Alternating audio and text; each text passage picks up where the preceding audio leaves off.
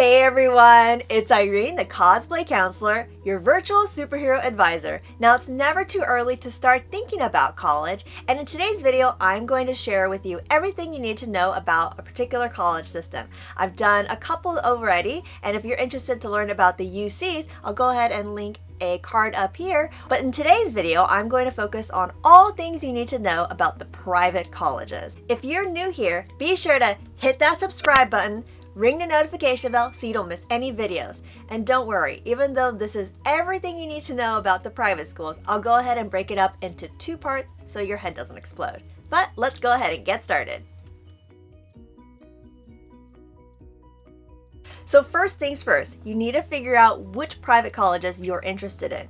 USC, Loyola Marymount, Chapman, maybe Stanford, MIT, Harvard. You'll want to see which colleges you're interested in and see if they participate on a common platform like the Common Application or the Coalition Application.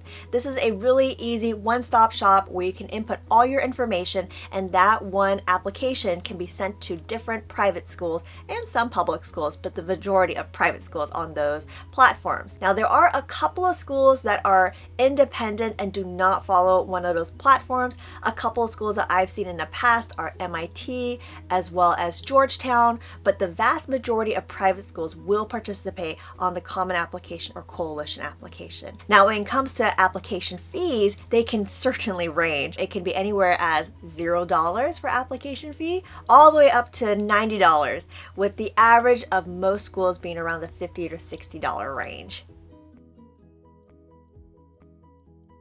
So as I mentioned before, the application fee can range anywhere from $0 to $90 a piece, and that can definitely add up. If you and your family participate in the free and reduced lunch program, you would be eligible for an application fee waiver on the Common Application. You'll just have to click a box on the application itself, and it will be verified by your school counselor or the person who's filling out your secondary school reports that you qualify for that particular program. If you don't and there's still other financial hardships, be sure to reach out to your school counselor so that you can let them know on the family circumstances that are happening, and you might still be able to qualify for an application fee waiver. Now that you know how to apply as well as how much it is to apply, you need to know when your deadlines are. Majority of students will apply for regular decision, and that deadline time period ranges from January 1st to February 1st. However, if you want to strategize and improve your chances on gaining admission to certain schools, you may want to consider early action or early decision deadlines. And those deadlines are much earlier. Typically, November 1st to December 1st is that time period that you would submit your application. The Common Application is open as early as August 1st. So you can start filling in that application and then decide which deadline you want to meet for whatever school that you're applying to.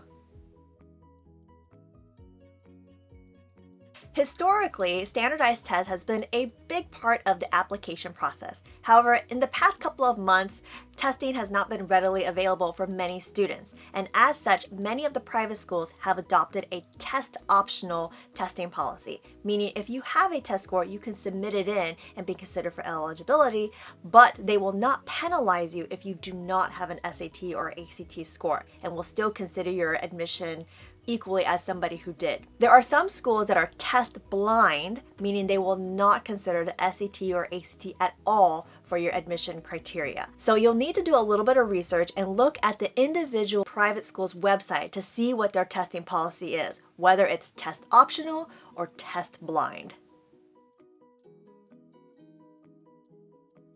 Among the different college systems, the private schools do require official transcripts to be sent to them.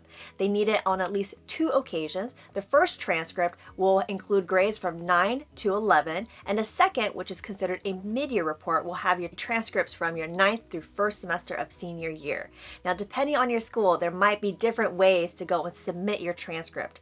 Some schools, the school counselor or the person writing a secondary school report will upload it automatically, and in other schools, you may need to go through Parchment.com, Naviance, or a different platform to request official transcripts. So when you're working on the Common Application, be sure to contact your school counselor to see what their process is in submitting the official transcripts. Don't make assumptions. So that's everything you need to know about the private school application process, part 1. In part 2, I'll talk about letters of recommendations and give you some tips on how to stand out. Now, I hope you found this video helpful, and if you did, I would love it if you would share it. For more information, please check out my website, cosplaycounselor.com, and I'll see you in my next video. Bye!